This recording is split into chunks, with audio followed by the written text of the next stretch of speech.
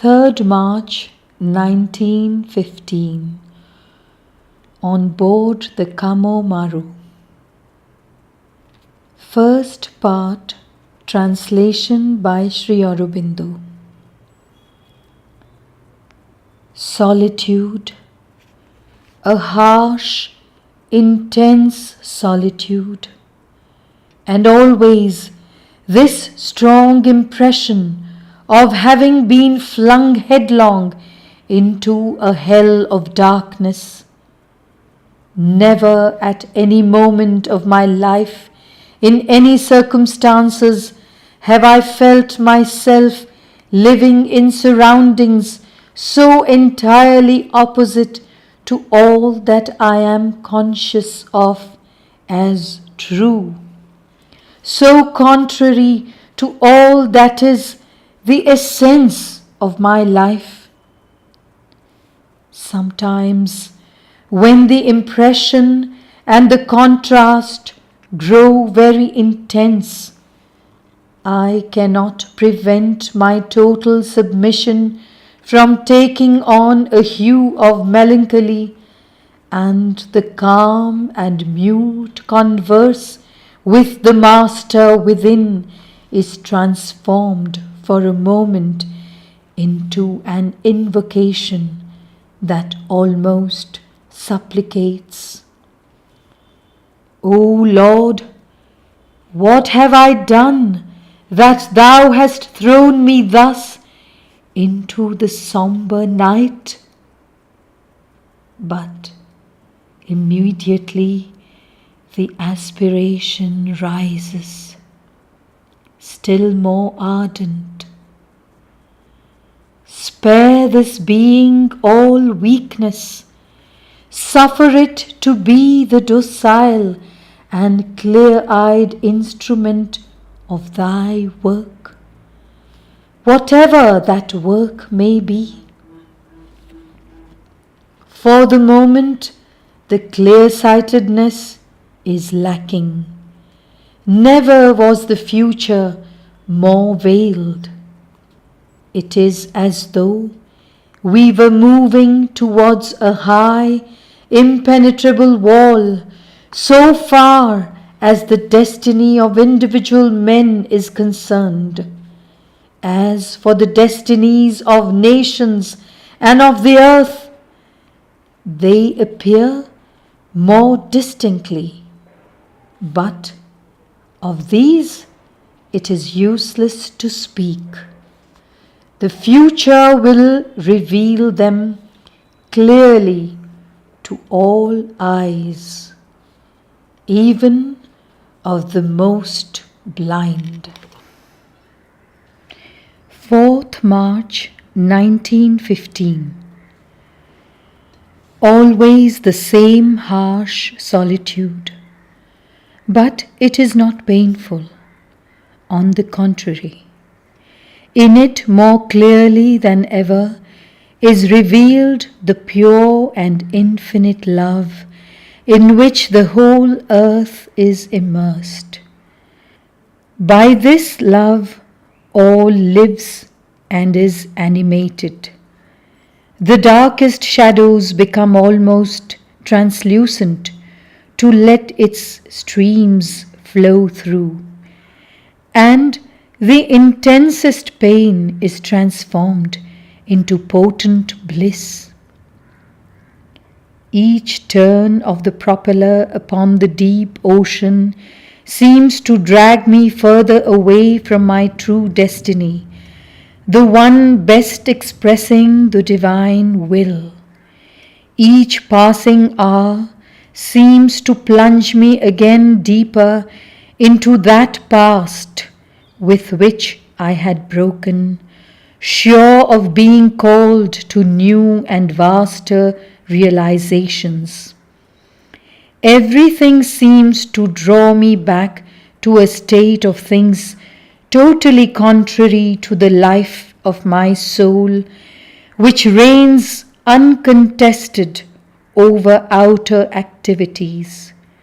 And despite the apparent sadness of my own situation, The consciousness is so firmly established in a world which passes beyond personal limitations on every side that the whole being rejoices in a constant perception of power and love. In the material actuality, tomorrow lies dark and unreadable. No light, not even the faintest, reveals to my bewildered gaze any indication, any presence of the divine. But something in the depths of consciousness turns to the invisible and sovereign witness and tells him, "Thou dost not plunge me, O Lord, into the thickest darkness. This means that thou hast established thy light so firmly in me that thou knowest it will stand this perilous ordeal.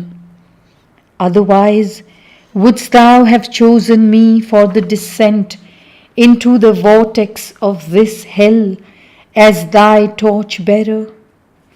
Wouldst thou have judged my heart strong enough not to fail, my hand firm enough not to tremble? And yet my individual being knows how weak and powerless it is when thou dost not manifest thy presence. It is more denuded than most people who do not know or care for thee. In thee alone lies its strength and ability. If thou art pleased to make use of it, nothing will be too difficult to accomplish, no task too vast and complex. But if thou shouldst withdraw, just a poor child is left, capable only of nestling in thy arms and sleeping there in the sweet, dreamless sleep where nothing else exists but thou. 7th March 1915. It is past, the time of sweet mental silence, so peaceful, so pure, through which could be felt the profound will expressing itself in its all-powerful truth.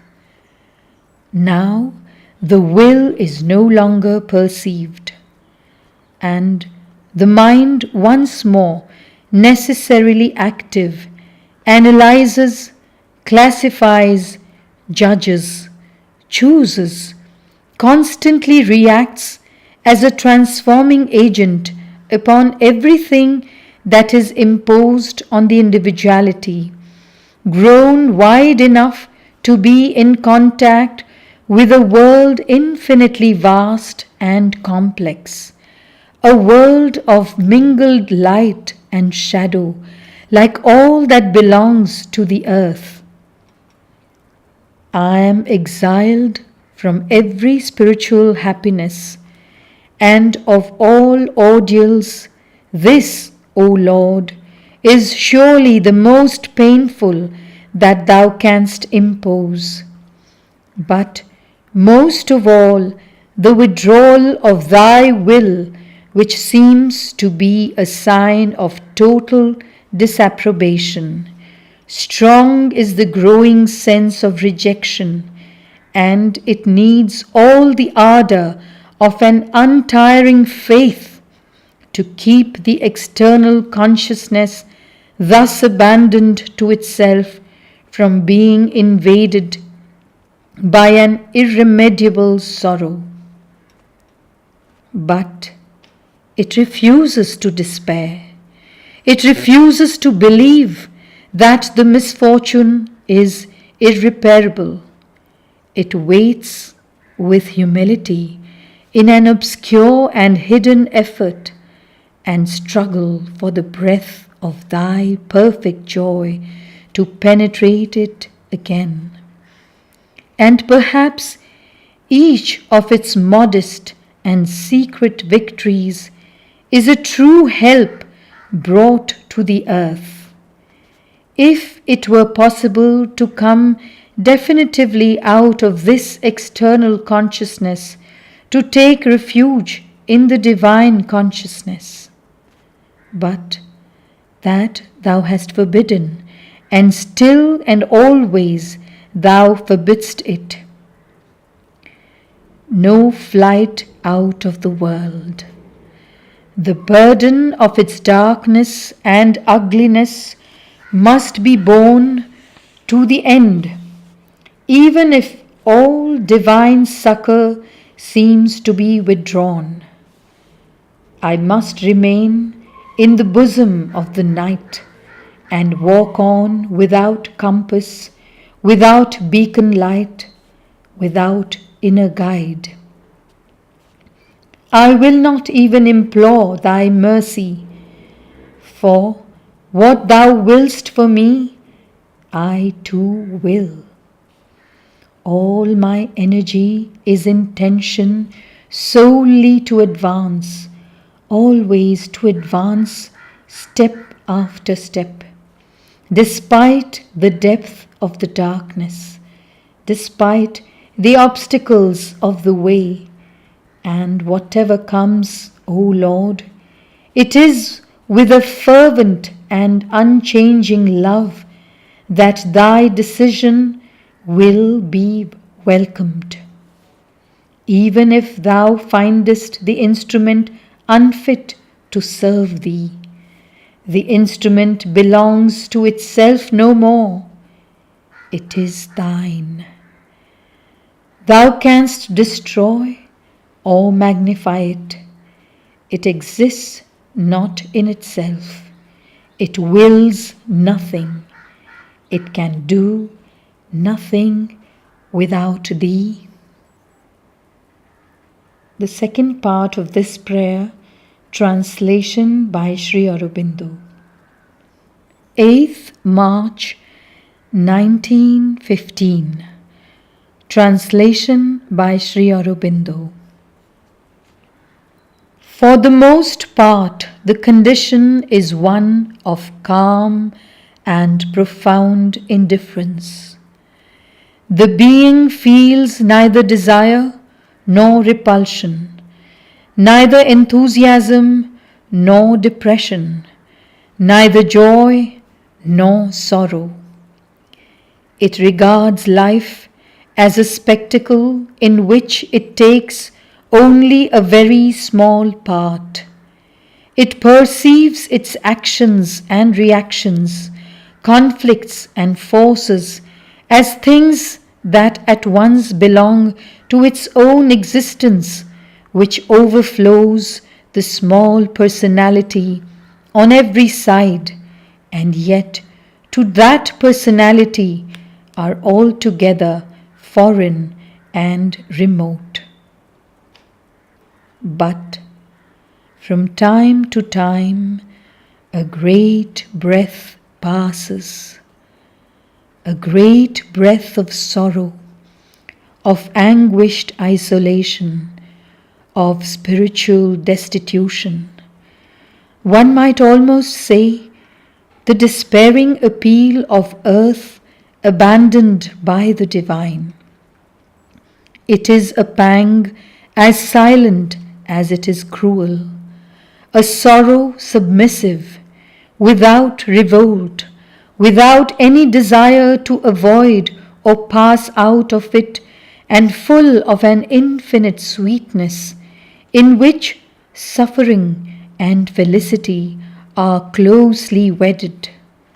Something infinitely vast, great and deep, too great, too deep perhaps to be understood by men, something that holds in it the seed of tomorrow.